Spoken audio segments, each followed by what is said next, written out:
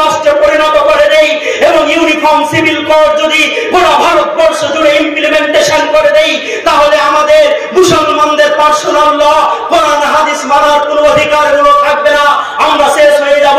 তাই আগে আগে আমরা জানি কিভাবে ভারতবর্ষের মাটি থেকে বিচারের নামে অবিচার করে আমার দেশের বাপীকে শহীদ করে সেখানে রাম মন্দির করা হয়েছে। কিন্তু আমরা ইয়াকুব আলাইহিস সালামের সেই কথাটাকে নকল করে বলছি, সাবরুন জামিলুন, আমরা উত্তম সবুর করলাম, উত্তম ধৈর্য ধারণ করলাম। যেদিন ইউসুফ আলাইহিস সালাম মিশরের মসনদে বসেছিলেন আর ভাইদেরকে বলেছিলেন, এসো তোমাদের আজকে ক্ষমা করে দিলাম, আমরা আগামী দিনে যেদিন পাবো বাগে তাদের উপরে আমরা অত্যাচার করবো না, তাদেরকেও বলবো এসো তোমাদেরকে ক্ষমা করে দিলাম। কিন্তু এই সময় আমরা ধৈর্য ধারণ করে আছি। মুসলমানরা ভুলে যাবেন না, हम बोलिए अब तक कितना बना है अब मस्जिद, हमको बलबीर सिंह ने उस दिन बोला अब तक हमने 91 मस्जिद इंडिया के अंदर बना लिया। তিনি বলেছিলেন 100টা আমি বাবরি ভাঙার জন্য ক্ষতিপূরণ আল্লাহকে দেওয়ার জন্য বলেছিলাম, আল্লাহ আমি বলবীর সিং আমি এই হাত দিয়ে বাবরিকে ভেঙেছি, আজকের পর প্রতিজ্ঞা করে বলছি আমার নিজের হাত দিয়ে ভারতের মাটিতে আমি 100খানা মসজিদ তৈরি করব। আমার সঙ্গে যখন 2019 সালে কথা হচ্ছে তখন তিনি 91টা মসজিদ ভারতের মাটিতে তৈরি করে নিয়েছেন। নারে তাকবীর। যে আল্লাহ সুবহানাহু ওয়া তাআলা 1992 সালের 6ই ডিসেম্বর বলবীর সিংকে দিয়ে বাবরিতে আঘাত করান, সেই আল্লাহ সেই বলবীর সিংকে দিয়ে ভারতের মাটিতে 100খানা মসজিদ তৈরি করার পরিকল্পনা করিয়ে নেন। সে আল্লাহ আজকে আছে না নেই? আছে না নেই? আছে না নেই? তাহলে একটা মন্দির ভেঙে দিয়ে কি ভেবেছেন আমরা দবে গেছে হয়ে যাবে, তাই তো? আদিবাসীদের ওদের পার্সোনাল অ্যাক্ট অনুযায়ী একজন আদিবাসী মহিলা একসঙ্গে 50টা স্বামী রাখতে পারে। কটা বললাম? কটা বললাম? আমি প্রমাণ নিয়ে এসেছি, আমার হাতে একটা ছবি আছে, একজন মহিলা তার কোলে একটা 18 বছরের বাচ্চা, পিছনে একই বাপের ওরস যার 5টা ছেলে দাঁড়িয়ে আছে, উত্তরাখণ্ডে, যারা একসঙ্গে একটা মহিলাকে 5 ভাই বিয়ে করেছে। তো ইউসিসি যদি নিয়ে আসতে হয় তাহলে আমরা মোদী সরকারকে বলতে যাই যে বর্তমান দ্রৌপদীর বিচার আগে হোক, তারপরে মুসলমানদের বিচার হবে। আপনারা চান কি চান না? দক্ষিণ ভারতের ব্রাহ্মণরা নিজের ভাগ্নিকে বিয়ে করাকে শুভ মনে করে, উত্তর ভারতের ব্রাহ্মণরা ভাগ্নিকে বিয়ে করা তো দূরের কথা, 7 প্রজন্মের কাছাকাছি কোন মহিলাকে বিয়ে করাটাকে খারাপ মনে করে। আমি আমার দেশের প্রধানমন্ত্রীকে বলতে চাই, আগে দক্ষিণ আর উত্তরটাকে মিলিয়ে দাও, তারপরে মুসলমানদেরকে মিলাতে আসিও। কি হ্যাঁ কি না? আপনারা চান না? আমরা বাবরির জায়গাতে আমরা পুরনো মন্দির ভেঙে ভেঙে মসজিদ করেছি, আমরা পুরনো মন্দির ভেঙে ভেঙে মসজিদ করেছি। এই তথ্য আপনি আমাদেরকে দিচ্ছেন আর আমাদেরকে কোন ঠাসা করছেন।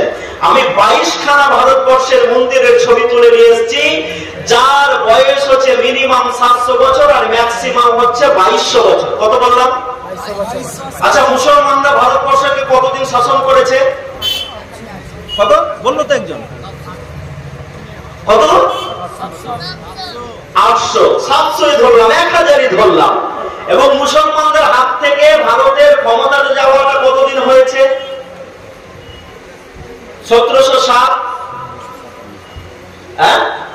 1757-তে আমাদের বাংলা নবাব সিরাজউদ্দৌলা। কতদিন হলো? আমি ধরে নিলাম 250 বছর, 300 বছর, তাই তো? যদি 300 বছর মুসলমানদের হাত থেকে এই ভারতবর্ষের ক্ষমতাটা যাওয়া হয়, আর ভারতবর্ষের মুসলমানরা যদি মন্দির ভেঙে ভেঙে মসজিদ তৈরি করে, তো ভারতের মাটিতে 700 বছরের পুরনো কোনো মন্দির থাকবে? আপনারা বিচার করুন না, থাকবে? থাকবে? যদি ভারতবর্ষের শাসকরা ভারতবর্ষের মাটিতে মন্দির ভেঙে ভেঙে মসজিদ তৈরি করত, ভারতের মাটিতে 1300 বছরের কোনো পুরনো মন্দির থাকতো? আমি ছবি তুলে নিয়ে এসেছি, নাম দিয়ে নিয়ে এসেছি। আপনাকে আমি অত ডিটেলসে যাব না। আমি ঈদের দিন মহাদেবনগর জালসাতে আসবো, 2 থেকে 2.5 ঘন্টা বক্তৃতা করব। যারা যাবেন ইনশাআল্লাহ একটা একটা করে পয়েন্ট আমি করে যাব, যেহেতু এখানে বক্তা অনেক বেশি। আর নাইট জালসাতে আমি আসি না, শুধু আপনাকে আমি লাইনটা ধরিয়ে দিয়ে যাচ্ছি, মনটাতে শান্তি রাখবেন, ঘাবড়াবেন না। ঘাবড়ানোর কিছু আছে? আছে তো? একটা শাসক, কোরআন বলছে সেই শাসকের নাম যে যে নিজেকে দাবি করেছিল আনা রব্বুকুমুল আলা, কে সে? ফেরাউন। ফেরাউন বলেছিল যে আমি হচ্ছি তোমাদের বড় প্রতিপালক, তোমাদের প্রতিপালক। আল্লাহ রাব্বুল আলামিন মুসাকে বলেছিলেন, মুসা তুমি ফেরাউনের কাছে যাও আর তাকে ইসলামের কথা বলো। তো সেই যুগের ফেরাউন আর আজকের যুগের যিনি মোদী সরকার ভারতের মাটিতে বসে আছেন, দুজনের যদি সঙ্গে তুলনা করি তো ফেরাউনটা বেশি বড় ছিল না এই মোদী সাহেব বেশি বড়? কেন? কারণ ইনারা যে ভোটের ক্ষমতাতে পার্লামেন্টে বসেন এর মেয়াদ হচ্ছে 5 বছর, আর ফেরাউনরা যে চ্যাপ্টারে বসেছিল এই চ্যাপ্টার বয়স ছিল মিনিমাম 300 বছর আর ম্যাক্সিমাম হচ্ছে 700 বছর। তো 700 বছর বেশি না 5 বছর বেশি? 700 বেশি না 5 বছর বেশি? 700 বছর বেশি।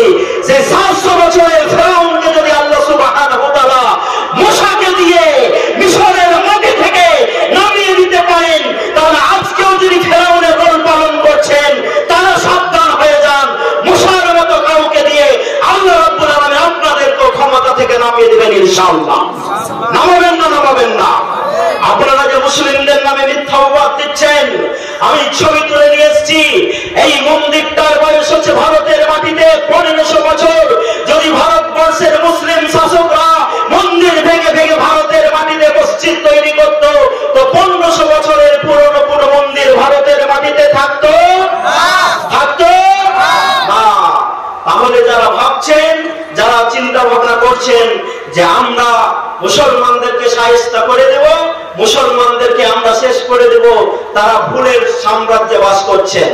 একটা লোক যারা আমি ছবি তুলে নিয়ে এসেছি, দূর থেকে বুঝতে পারছেন লোকটাকে? পাচ্ছেন? পারেন না। এই লোক, যেই লোকটার নাম হচ্ছে বলবীর সিং, নাম শুনেছেন? আলহামদুলিল্লাহ অনেকে শুনেছেন।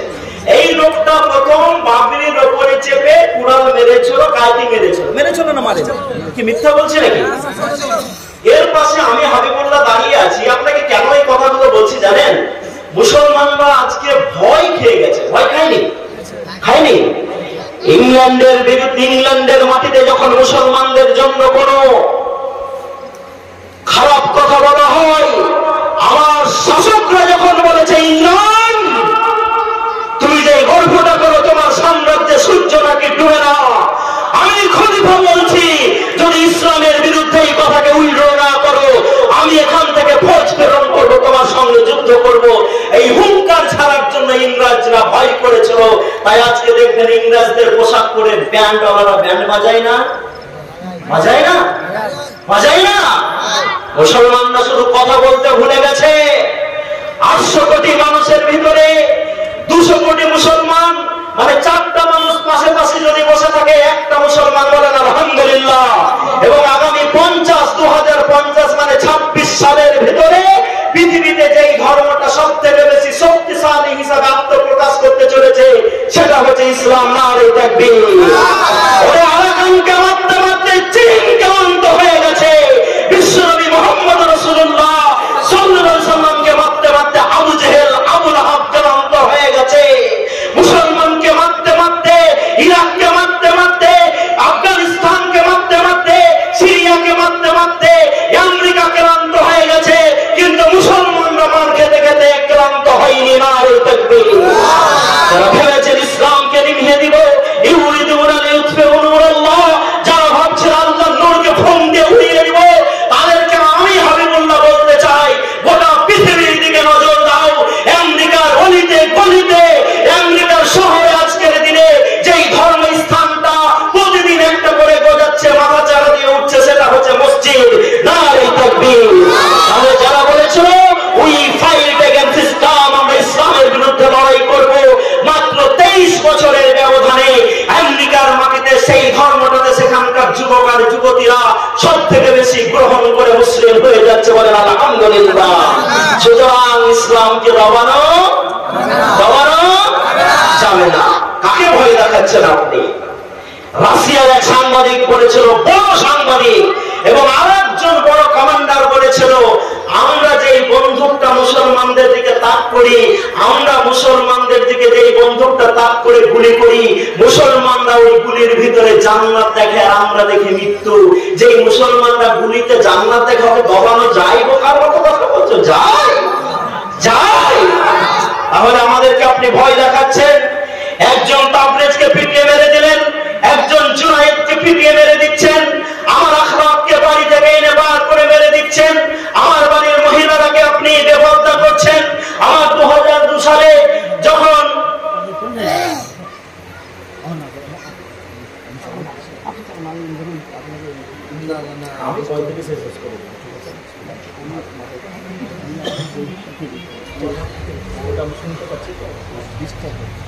তো আমার বাড়ির মহিলাদেরকে আপনি মেরে দিলেন, ভয় দেখিয়ে দিলেন, দিয়ে ভাবছেন অনেক কিছু করে দিলেন, মুসলমানরা দবে গেছে। মুসলমানরা, ভারতবর্ষের মুসলমানরা দবে গেছে? গেছে? দবেনি, শুধু সবুর করেছে। কেমন সবুর? যখন ইয়াকুব আলাইহিস সালামকে ইউসুফ আলাইহিস সালামের ভাইরা বলেছিল, আব্বা আমরা মাঠে যাই, জঙ্গলে যাই, কোরআনে একটা সূরা আছে, সূরার নাম হচ্ছে সূরা ইউসুফ। কেউ পড়েছেন? কেউ পড়েছেন সূরা ইউসুফ? কোরআন কেন পড়বো? ওটা তো অসুস্থ হলে পড়া হয়। কোরআন কেন পড়বো? ওটা তো আমাদের সমাজের গরিবরা পড়ে। কোরআন আমরা কেন পড়বো? মসজিদে তো মৌলবি রেখেছি 6000 টাকা দিয়ে, ওরাই পড়বে, বলে না? বলে না? হ্যাঁ, আরে তুমি যে এই বিদ্যাটা শিখো, ওই বিদ্যার দৌড় হচ্ছে কবর ডাঙা পর্যন্ত। কবর যখন তুমি কবরে পা দিবে, ওই বিদ্যার ভ্যালিডিটি শেষ হয়ে যাবে, আর কোনো কাজে আসবে না। তো কোরআনকে আমরা ছেড়ে দিয়েছি, কোরআনকে আমরা পড়ছি না। সূরা ইউসুফে সুন্দর ভাবে আছে, আজকেই পড়ে নেবেন, ইউটিউবে দেখে নেবেন। ইয়াকুব আলাইহিস সালামকে ইউসুফ আলাইহিস সালামের ভাইরা এসে বললেন, আব্বা আমরা মরুভূমিতে যাই, ছাগলগুলো চড়াই, একসঙ্গে ভাইয়েরা খেলা করি, আপনি ইউসুফকে আমাদের সঙ্গে ছাড়েন না। অনেক লম্বা ঘটনা, আলিফ লাম রা তিলকা আয়াতুল কিতাবিল মুবিন, আমি বলতে যাচ্ছি না। ইন্নী রাআইতু আহাদা আশারা কাওকাবা ওয়াশ শামসা ওয়াল কামারা রাআইতুহুম লিসাজিদিন, যা আমি দেখছি 11টা চন্দ্র, 11টা তারা, চাঁদ, সূর্য আমাকে সিজদা করছে। ব্যাপারটা কি? ইয়াকুব আলাইহিস সালাম সমস্ত কিছু খুলে বললেন। বলার পর ভাইয়েরা যখন বলল ইউসুফকে আমাদের সঙ্গে পাঠাতে হবে, আব্বা ইউসুফ আলাইহিস সালামকে পাঠাতে ইয়াকুব আলাইহিস সালাম ভয় করেছিলেন। কেন ভয় করেছিলেন? জানেন যে কোনো ক্ষতি হয়ে যেতে পারে। তারপরেও ছেলেদের কথাতে নিয়ে যাওয়া হয়েছিল, গেছিল। কেন এই কথাটা বলছি? কেন এই কথাটা বলছি? আমি আমার মুসলমান ভাইদেরকে, বাবাজিদেরকে বলছি, ধৈর্য যে আপনারা ধরে আছেন, ধৈর্য যে আমরা ধরে আছি, আলহামদুলিল্লাহ, ধৈর্য আমাদেরকে আরো কিছুদিন ধরতে হবে। আমরা রাস্তায় নেমে সেরকম বিশৃঙ্খলা করবো না, করবো? এনআরসি যখন হয় 2019 সালে সামথিং কিছু প্রতিবাদ হয়েছিল, 88 জনের প্রাণ গেছে। এখনো অনেক মানুষ জেলের ভিতরে বন্দী আছে উত্তরপ্রদেশে, যাদের বাড়িগুলোকে বুলডোজার দিয়ে ভেঙে দেওয়া হয়েছে, যাদের সম্পত্তিকে হরপ করা হয়েছে, যাদের সম্পত্তিকে কবজা করা হয়েছে। আমি আমার দেশের প্রধানমন্ত্রী সহ যেসব এজেন্সির লোকগুলো আছেন তাদেরকে আমরা বলতে চাই, মুসলমানদেরকে ভয় দেখিয়ে কেউ কোনোদিন দবাতে পারেনি। সেই ইতিহাস তো আজও আমার মনে আছে। যখন সীমান্ত গান্ধী খান আব্দুল গাফফার খানকে বলা হয়েছিল, কেন আপনি স্বাধীনতার জন্য লড়ছেন আর মুসলমানদের, পাঠানদের জান যাচ্ছে? খান আব্দুল গাফফার খান বলেছিলেন, যেসব পাঠান মুসলমানরা আমার সঙ্গে স্বাধীনতার জন্য যুদ্ধে নেমেছে তাদের পোস্টমর্টেম করা হোক। আমি খান আব্দুল গাফফার খান বলছি, যদি তাদের পিঠের দিকে গুলি লেগে থাকে, কাল থেকে স্বাধীনতার জন্য আর যুদ্ধ করব না। আর যদি তাদের বুকের দিকে গুলি লেগে থাকে, তাহলে আমি স্বাধীনতার জন্য যুদ্ধ করব। কয়েকদিন ধরে পোস্টমর্টেম করা হয়েছিল, আলহামদুলিল্লাহ। মুসলমানদের কত সাহস দেখুন, কয়েকদিন ধরে পোস্টমর্টেম করার পর দেখা গেছিল একটাও খানের পিঠে গুলি লাগেনি, প্রত্যেকটা খানের বুকে গুলি লেগেছিল। এই নাম হচ্ছে মুসলমান, নারে তাকবীর। সেই মুসলমান ভারতের মাটিতে আজকে আছে না নেই? সেই মুসলমান পৃথিবীর মাটিতে আছে না নেই? তাহলে কই তোমার 6 বছরের আব্দুল্লাহকে যখন গাজাতে মারা হয়, তোমার 12 বছরের খালিদ বিন ওয়ালিদকে যখন আফগানিস্তানে মারা হয়, তোমার 13 বছরের আব্দুল্লাহকে যখন ইরাকের মাটিতে উপর থেকে বোমা ফেলে মারা হয়, কই তুমি তো প্রতিবাদ করো না? তোমাকে আমি শুধু কল্পনা করতে বলছি। ক্যান ইউ ইমাজিন, তোমার একটা 2 বছরের মেয়ে আছে, তোমার একটা 12 বছরের ভাই আছে, যেই ভাইটা রাস্তা দিয়ে হেঁটে যাচ্ছে,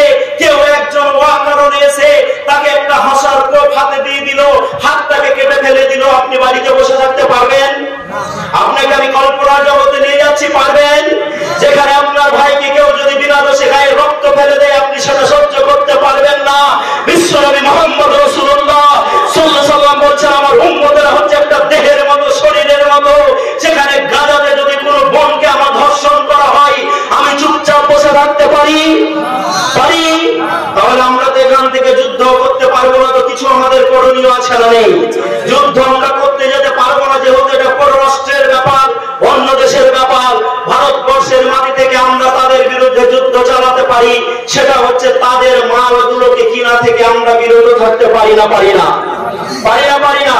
মা বোন যারা শুনছেন তারা নামাজের পাটিতে ছোট ছোট বাচ্চাগুলোর জন্য দোয়া করতে পারেন না?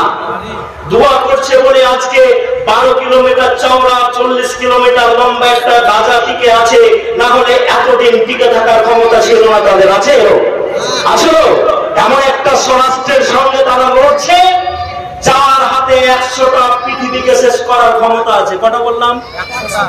Not a matter of jokes. আপনাকে আমি গল্প শোনাচ্ছি না। আমেরিকা সহ গোটা পৃথিবীর মানুষের কাছে এত পারমাণবিক অস্ত্র আজকে আছে, হাইড্রোজেন বোমা আছে, মাদার অফ বম আছে, ফাদার অফ বম আছে, যারা 100টা পৃথিবীকে ধ্বংস করে দিতে পারে। সেই আমেরিকার সঙ্গে ডাইরেক্ট আজকে গাজার একটা ছোট্ট জায়গা 7 অক্টোবর থেকে লড়ছে। যদি এটা ইনতানসুরুল্লাহ ইয়ানসুরকুম, এটা যদি আল্লাহ সাহায্য না হয়, মানুষের পক্ষে সম্ভব নয়। সুতরাং আমি আপনাদের কাছে বলে যেতে চাই, জোর হাত করে যেতে চাই, মুসলমানরা মুখ খুলুন, মুখকে আর বন্ধ রাখবেন না। মোদীকে দেখে, অমিত শাহকে দেখে আমাদের ভয়ের কোনো কারণ নেই। আছে আমরাকে তালাক শিখাতে আসছেন আমাদের প্রধানমন্ত্রী, অথচ নিজের বউটাকে এখন পর্যন্ত তালাক দেননি। দিয়েছেন গো? তার স্ত্রীর নাম কি জানেন না, কিন্তু জানেন তো স্ত্রী ছিল। হ্যাঁ, রাতের অন্ধকারে অমাবস্যার সময় 3টা লোক বসে আছে, একজন 2 চোখের কানা, আর একজন 2 পা নেই, ন্যাংরা খোড়া, আর একজন এত ফকির জ্বর বিড়ি খাওয়ার পেয়েছে নেই কি দেন। তো রাতের বেলাতে 2 চোখের কানা কইছে, একবার কত তারা উঠেছে যে 2 পায়ের ন্যাংরা খোড়া বলছে, মারবো শালাকে তুলা, তোর পাই নেই। যার বিড়ি খাওয়ার পেয়েছে নেই ফকির বলছে, মারবে শালাকে, যত টাকা লাগে আমি দেবো, তোর বিড়ি খাওয়ার টাকাই নেই। তো যাদের তাহাজ্জুদ, তামাদ্দুন, কৃষ্টি কার্য ঠিক নেই, তাদের কাছ থেকে আজকে আমাদেরকে তালাক শিখতে হবে। তালাক নিয়ে সার্ভে নিয়ে যে আমি একটা স্টাডি করছিলাম, যে মুসলমানরা নাকি তালাক বলে তালাক হয়ে যায়, কথাটা বলে কি বলে না? এইখানে যে মুসলমানরা তালাক বলে দেয়, যখন তালাক নিয়ে সার্ভে হলো, দেখা গেল ভারতের মাটিতে যেই জাতিটা কম থেকে সব থেকে আসবেন, বক্তৃতা করবেন, এরকম একটা ছোট্ট জায়গা করবেন, হবে না। তো উনি বললেন, আমি বাবরি মসজিদে প্রথম উঠেছিলাম, আঘাত করেছিলাম, করার পর আমি বাড়ি গেলাম, হাতে সঙ্গে একটা ইট নিয়ে গেলাম। অনেক লম্বা ঘটনা আমি বলতে যাচ্ছিলাম, আমি শুধু সেই কথাটা বলছি, মোরাল অফ দ্য হিস্ট্রি, যেটা শুনে আপনার মনে সাহসটা বেড়ে যাবে। আমরা কিছুদিন দমে গেছিলাম, দমেছি না দমেনি, এই দমাটারও কিছু আমাদের দরকার ছিল। যেটা ইউসুফের কথা বলতে গিয়ে বলছিলাম, ইউসুফ এসছে যে ইয়াকুব আলাইহিস সালামকে তার ছেলেরা এসে বলছেন, আব্বা হাগাটা বলো। ছেলে বলছে, রাত্রে সমাজে এসে, আব্বা আমরা ইউসুফকে নিয়ে গেছিলাম, আমরা ছাগল চড়াচ্ছিলাম, তাকে এসে বাঘে খেয়ে নিয়েছে। ইয়াকুব আলাইহিস সালামের সামনে একটা জামা রাখা হয়েছে, ইয়াকুব আলাইহিস সালাম জামাটা দেখছেন। আচ্ছা বলুন তো, বাঘে যদি জামা খাই, জামাটা ছিঁড়া থাকবে না? ইয়াকুব আলাইহিস সালাম দেখছেন জামাটা খুব সুন্দর করে খোলা আছে, জামার একটু ছিঁড়া নেই। সর্বোপরি ইয়াকুব আলাইহিস সালাম হচ্ছেন আল্লাহর নবী, তার কাছে ওহী আছে। সমস্ত কিছু দেখার পর বলেছিলেন, আমি সবর করলাম, সাবরুন জামিলুন, আমি উত্তম সবর ধৈর্য ধারণ করলাম। আমরা জানি কিভাবে ভারতবর্ষের মাটি থেকে বিচারের নামে অবিচার করে আমার দেশের বাপীকে শহীদ করে সেখানে রাম মন্দির করা হয়েছে। কিন্তু আমরা ইয়াকুব আলাইহিস সালামের সেই কথাটা কেন করে বলছি, সাবরুন জামিলুন, আমরা উত্তম সবর করলাম, উত্তম ধৈর্য ধারণ করলাম। যেদিন ইউসুফ আলাইহিস সালাম মিশরের মসনদে বসেছিলেন আর ভাইদেরকে বলেছিলেন, এসো তোমাদের আজকে ক্ষমা করে দিলাম, আমরা আগামী দিনে যেদিন পাবো বাগে তাদের উপরে আমরা অত্যাচার করব না, তাদেরকেও বলবো এসো তোমাদেরকে ক্ষমা করে দিলাম। কিন্তু এই সময় আমরা ধৈর্য ধারণ করে আছি। মুসলমানরা ভুলে যাবেন না, আমি এই বলবীরকে যখন বলি কি হলো, কেন এটা হলো, বললেন আমি যখন বাড়ি গেলাম সঙ্গে একটা ইট নিয়ে গেছিলাম, আমার বাবা, আমি ভেবেছিলাম আমাকে খুব ভালোবাসবে, কারণ আমি মসজিদ ভেঙে এসেছি। কিন্তু আমার বাবা মা আমাকে ভালোবাসেনি, তারা বলেছিল বাবা তোমাকে মসজিদটা ভাঙতে হতো না। বললো, যখন আমার বাবা মা এই কথা বললো, আমি বাড়ি থেকে বেরিয়ে গেলাম, বাইরে চলে গেলাম। যাওয়ার পর একাকি হাঁটছি আর বলছি, ওরে বলবীর তুমি তো বড্ড ভুল করেছো, কেন তুমি বাবরি মসজিদটা ভাঙতে গেলে? এই করতে করতে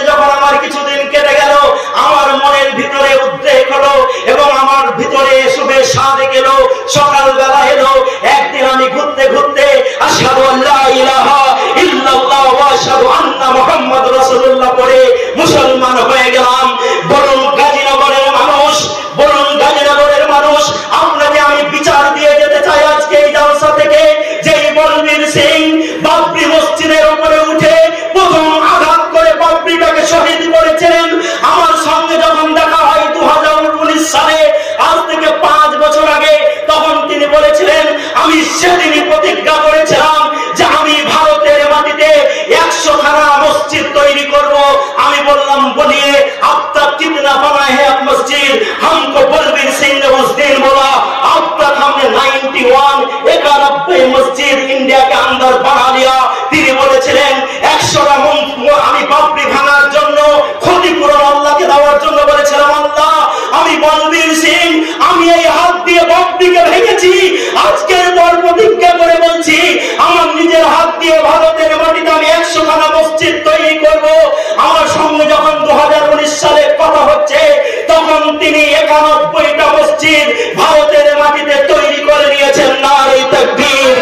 যে আল্লাহ সুবহানাহু ওয়া তাআলা 1992 সালের 6ই ডিসেম্বর বলবীর সিংকে দিয়ে বাবরিতে আঘাত করান, সেই আল্লাহ সেই বলবীর সিংকে দিয়ে ভারতের মাটিতে 100খানা মসজিদ তৈরি করার পরিকল্পনা করিয়ে নেন। সে আল্লাহ আজকে আছে না নেই? আছে না নেই? আছে না নেই? তাহলে একটা মন্দির ভেঙে দিয়ে কি ভেবেছেন আমরা দবে গেছে? আমরা দবে যাইনি। কোরআন আমাদেরকে শিক্ষা দিয়েছে সাবরুন জামিলুন, আমরা উত্তম ধৈর্য ধারণ করে আছি, চুপচাপ আছি। We can wait and see, আমরা অপেক্ষা করছি এবং দেখছি। ইনশাআল্লাহ আমরা ধৈর্য ধারণ করে আছি। সুতরাং মুসলমানদের ভয়ের এত কোনো কারণ আজকে আমাকে আপনারা বলছিলেন ওইখানে যখন বসেছিলাম যে আমরা 5.5 কাঠা জায়গা মসজিদের জন্য কিনেছি। কত কিনেছেন গো? 5 কাঠা না 5.5 কাঠা? 5.5 কাঠা কিনেছেন, আরো 3 কাঠা নাকি হয়ে গেছে। তো আমি 5ই ধরলাম, আল্লাহর ঘর তো বেশি ধরলে অসুবিধা কি আছে, হয়ে যাবে। 5.5 কাঠা, 5.5 কাঠা মানে 7-8 থেকে কত জি? 56, মানে প্রায় 5400 স্কয়ার ফিট, তাই তো? কোনে যদি হয় তো 5400 স্কয়ার ফিটের যদি মসজিদ তৈরি হয় তো এই মসজিদটা ছোট হবে না বড় হবে? তাহলে এইরকম প্রতিদিন পৃথিবীর মাটিতে মসজিদ তৈরি হচ্ছে না ভারতের মাটিতে মসজিদ তৈরি হচ্ছে না তাহলে একটা মন্দির ভেঙে মুসলমানদেরকে একটা মসজিদ ভেঙে দবানো যাবে না। আলহামদুলিল্লাহ। আসুন, আমাদেরকে ভয় দেখিয়ে এত লাভ নেই, কারণ আমাদেরকে ইসলাম এই সমস্ত জিনিস শিক্ষা দিয়েছে। আচ্ছা বলুন তো, ভারতবর্ষ একটা জিনিসে ভারতবর্ষ গোটা পৃথিবীতে 2nd স্থান অধিকার করেছে, সেটা হচ্ছে গরুর মাংস রপ্তানিতে। শুনেছেন? আচ্ছা, আখলাককে বাড়ি থেকে টেনে এনে মারা হয়েছিল কেন? যে তার বাড়িতে গরুর মাংস রাখা আছে। পরে যখন ওটা টেস্ট করে দেখা গেল ওটা গরুর মাংস নয়, ওটা হচ্ছে খাসির মাংস। আচ্ছা, গরু নিয়ে যখন এত ঝামেলা হচ্ছে আমরা আমাদের সরকারকে বলতে চাই গরুটাকে জাতীয় পশু ঘোষণা করে দিন, তাহলে আমরা খাবো না। গরু না খেলে মুসলমান হয়ে যাবে না তো? একজন বলছে ভাই নামাজ পড়ো, বলছে না পড়ি না, বলছে জুম্মা মাঝে সাঝে, ঈদ বলছে ঈদ একটা পড়ি একটা ছুটে যায়, বলছে গরুর গোশ খাও, বলছে তুমি আমার কত বড় কাফের মনে করছো নাকি? মানে গরুর গোশ খাওয়াটা নাকি মুসলমানদের পরিচয়? গরুর গোশ আমরা খাবো না, গরুকে জাতীয় পশু ঘোষণা করে দিন। আমি 4টা কোম্পানির লিস্ট নিয়ে এসেছি, নামগুলো শুনে মনে হবে মুসলমান। আল কাবির এক্সপোর্ট প্রাইভেট লিমিটেড, নামটা শুনে কি মনে হচ্ছে? মুসলমান। আল কাবির, কাবিরা গুনাহ কোমল বিরা যখন তখন বলে কাবিরা গুনাহ সাগীরা গুনাহ, আর লাগিয়ে দিয়েছে। হ্যাঁ, আল কাবির, তার মালিকের নাম হচ্ছে মিস্টার সতীশ আর মিস্টার আব্দুল সাবারওয়াল। মুসলমান না হিন্দু? হ্যাঁ, মারওয়ারি। আরেকটা company Arabian export private limited, তার মালিকের নাম হচ্ছে সুনীল কাপুর। হিন্দু না মুসলমান? আরেকটা নাম হচ্ছে এমকেআর ফরোজেন ফুড এক্সপোর্ট প্রাইভেট লিমিটেড, তার মালিকের নাম হচ্ছে মাদান অ্যাবোট। হিন্দু না মুসলমান? একটাও তো পাওয়া যায় না মাওলানা ঈসা সাহেব। কার ঈসা সাহেব পাওয়া যাচ্ছে? হ্যাঁ, 4টা কোম্পানির লিস্টে নাম নিয়ে এসেছি, 4টার ভিতরে একটাও মুসলমান নয়। বলেন আলহামদুলিল্লাহ। মুসলমানরা ভারতের সঙ্গে কোনদিন গাদ্দারি বলেন, আমাকে একাই ভয় দিচ্ছেন আপনারা? করে। তবে আমি একটা লিস্ট নিয়ে এসেছি, ভারতের মাটি থেকে কিছু লোক টাকা চুরি করে পালিয়েছে। জনাব মাওলানা বিজয় মালিয়া 9,000 কোটি টাকা নিয়ে পালিয়েছে। বলছেন না যে আপনারা, আমি লিস্ট নিয়ে আসছি তো, কত কাঁচা কথা বললে তো আমি স্টেজ থেকে নামলে আমাকে অ্যারেস্ট করবে কি করবে না? কারণ আমি যেই কথাগুলো বলছি ডাইরেক্ট সরকারকে হিট করে বলছি। কেন বলছি জানেন? আমি আগে জালসা করতাম না, জালসাতে যেতাম না, আমার ঈশা ভাই জানে। আর জালসা করে খেতে হবে, আল্লাহ এই জায়গাতে আমাকে রাখিয়ে দিবে। সকাল থেকে সন্ধ্যা হলে আমার নিজেরই 60-70-1 লাখ টাকা শুধু ডিজেলই পুড়ে। আলহামদুলিল্লাহ। তো জালসা করে খেতে হবে এটা আমাকে রাখেনি। কিন্তু হ্যাঁ, কেন জালসাতে এসেছি জানেন? আমি যখন দেখলাম উত্তরপ্রদেশের মাটিতে কেউ যদি গেরুয়া পোশাক পরে রাজ্যের সিএম হতে পারে, তো আমি হাবিবুল্লাহ পাঞ্জাবি পায়জামা পরে মুসলমানদের জাগাতে পারি না? এবং আমাকে বলা হয়েছে, আমার যুবক ভাইরাই বলেছে, হাবিবুল্লাহ সাহেব আপনাকে জালসা করতে হবে, যুবকদেরকে জাগাতে হবে, আমাকে টাকা দিয়ে নিয়ে চলে আসবেন। এত টাকা আপনাদের নেই, পারবেন না টাকা দিয়ে আনতে। ভালোবাসায় এসছি, তো এই জন্য জালসাতে এসছি যে আপনাদেরকে আমি জাগাচ্ছি। তো জনাব মাওলানা বিজয় মালিয়া 9,000 কোটি টাকা নিয়ে পালিয়েছে, কিছু বলছেন না আপনারা? আচ্ছা, নীরব মোদী হোসেন 14,000 কোটি টাকা নিয়ে পালিয়েছে। রিতেশ জয়েন্ট হক সাহেব নিয়ে পালিয়েছে 387 কোটি টাকা। কেউ বলছেন না আপনারা যে বিজয় মালিয়া মাওলানা নয়, বিজয় মালিয়া মাওলানা 32টা লোক যারা ভারতবর্ষের মাটি থেকে কয়েক লক্ষ হাজার কোটি টাকা নিয়ে পালিয়েছে, একটা মুসলমান নয়। নারে তাকবীর। আমাদের বুকটা বড় না ছোট হবে? বড় হবে না ছোট হবে? বড় হবে, আলহামদুলিল্লাহ বড় হবে। আমাদের কাছে নাকি আজকে কাগজ দেখা হবে। আমি তো ওপেন, এখানে তো সামান্য কিছু লোক আছেন, লক্ষ লক্ষ লোক, এবং আমার সামনে যখন একসঙ্গে 50টা 60টা 100টা ক্যামেরা থাকে তখন বলেছি যে মুসলমানরা কাগজ দেখাবে। হ্যাঁ, কাগজ দেখাবে।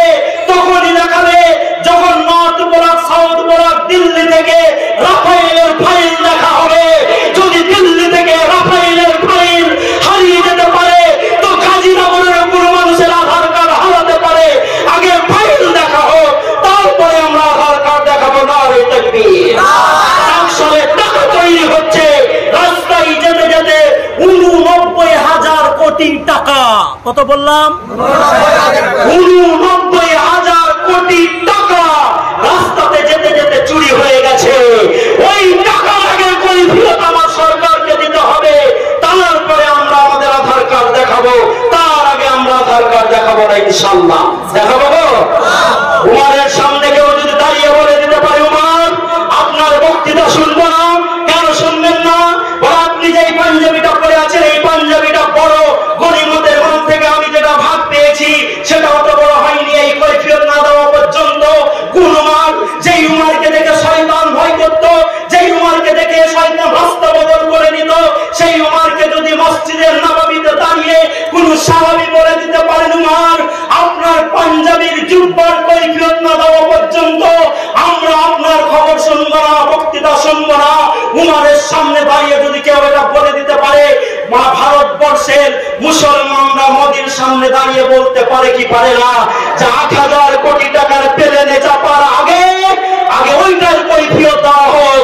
যেই মাটা, যেই বনটা এখনো খেতে পাই না, না খেয়ে পচা ভাত খেয়ে ভারতের মাটিতে জীবন যাপন করছে, আগে ওইটার আপনার কৈফিয়ত দিন। আজকে আমাদের হাতে কাজ নেই, টাকা নেই, আর আপনি 20,000 কোটি টাকার ভিস্তা তৈরি করে দিল্লিতে আয়েশ আরামে থাকবেন। আগে ওটার কৈফিয়ত দিন, তারপরে আপনার ভাষণ তুলবো, শুনবো। এই কথা আমাদের উঠা উচিত কি উচিত না? উচিত কি উচিত না? 3 কোটি শিখ দিল্লিকে নড়িয়ে দিচ্ছে, আর 40 কোটি মুসলমান ভয়ে ঘরে ঢুকে গেছে। কেন এরকম করছে? আচ্ছা, কি করবেন? বল মাস্টার নাকি? আমি পয়সা চাইবো, আমাকে তো পয়সা দিবে না। আমি এই কয়েকদিন আগে, এই 4 দিন আগে একটা জালসাতে গেছিলাম। 4 দিন আগে একটা জালসাতে গেছিলাম আপনার শঙ্করপুর। তো গেলাম, বলতে শুরু করলাম, আদায়কারী দিয়ে সব টাকা ফাঁকা সব তুলে দিল। আমাকে এরকম রাত্রে বলতে দিয়েছে। আমি বললাম, ভাই আমি 20-25 মিনিট বলবো। আপনারা যেমন বসে আছেন এরকমই লোক। মেয়েদের দিক থেকে একটু আওয়াজ আসছে না। আমি বললাম, মেয়েরা সব বাড়ি চলে গেছে নাকি? বললো না, সব আছে। আমরা পৃথিবীতে তো একটা জটিল কাজ, মেয়েদেরকে চুপচাপ করানো, তাই তো? খুব জটিল কাজ। তো মেয়েদের আওয়াজ আসছে না, কি ব্যাপার? এখানে আছে না নেই? আছে না নেই? তো বললো না, আপনার বক্তৃতা শুনছে। আমি বললাম, আমি 20 থেকে 25 মিনিট বলবো, কারণ আমি দিনে 2টো বক্তৃতা করেছিলাম, আর তারপরে ওইখানে গেছিলাম, মানে ওটা 3 নম্বর বক্তৃতা। তো করার পর যখন কথা বলতে বলতে শেষে দানের কথা বললাম, আমি 2.5 ঘন্টা বক্তৃতা করেছি। কতক্ষণ বললাম? তারপরে যখন টাকা চাইতে লেগেছি, ভাই জানি না কোথা থেকে টাকা এলো, খবর নিয়ে দেখবেন। ওরা বলছে আমাদের এইরকম কোনোদিন টাকাই উঠে না, 1.5 লক্ষ টাকা উঠে গেল, বলেন আলহামদুলিল্লাহ। নাইট জলসাতে তা আমাদের আব্দুর রহমান সাহেব আসছেন, আরো বড় মডেলাররা এসেছেন, তাদের হাতে আপনারা দিবেন। আমি যে পয়েন্টের উপরে কথা বলছিলাম, একটা কথা বলে আমি আমার বক্তব্য শেষের দিকে যাচ্ছি। টাকা আমি চাইবো না, কারণ যারা আধিকারিক আছেন তেনারা চাইছেন। একটা খুব ইম্পর্টেন্ট কথা, এটা আমাদেরকে মনে রাখতে হবে। সেটা হচ্ছে আরএসএস নাম শুনেছেন? বিশ্ব হিন্দু পরিষদ নাম শুনেছেন? এরকম অনেকগুলো সংগঠন আছে, শিবসেনা থেকে শুরু করে অনেক সংগঠন আছে। হিন্দুত্ব রাষ্ট্র একটা তারা কনসেপ্ট নিয়ে আসছে, সেটা হচ্ছে তারা একটা ড্রাফট করেছে। এটা খুব ইম্পর্টেন্ট কথা, আপনাকে আমি নজর দেওয়ার জন্য বলছি, খুব ইম্পর্টেন্ট কথা বলছি। জালসাতে সাধারণত এই কথাগুলো বলা হচ্ছে না। তারা একটা ড্রাফট রেডি করেছে এবং তারা ভারতবর্ষের রাজধানীটা কোথায় হবে, কিভাবে চালাবে, সেটাও রেডি করেছে। সেখানে বলতে যে একদম ডাইরেক্ট ওরা বলছে no voting rights for Muslim and Christian. বাংলাটা হচ্ছে এই যে ভারতবর্ষে খ্রিস্টান আর মুসলমানদেরকে ভোটাধিকার দিতে দেওয়া, ভোট দিতে দেওয়া, মানে ভোট দেওয়ার যে অধিকার আছে অধিকারটা কেড়ে নিতে হবে এবং আমাদের রাষ্ট্রের যে ক্যাপিটাল দিল্লি আছে ওইটাকে কাশিতে নিয়ে আসতে হবে। আচ্ছা বলুন তো, যদি আমাদের কাছ থেকে ভোট দেওয়ার অধিকারটা কেড়ে নেওয়া হয় তাহলে আমাদের আর কোনো দাম থাকবে? তখন আমরা কি হয়ে যাব? Second class citizenship. কি হয়ে যাব? Second class citizenship. আজকে আমরা যদি তৃণমূল সরকারকে কোনো কথা বলি, সে রাখে কি রাখে না? আপনাদেরকে তো মানে ভাতাও দেয়, হ্যাঁ, ইমামদেরকে ভাতাও দেয়। যদি ভোট দেওয়ার অধিকার আমার না থাকে তাহলে আমার কথা শুনবে?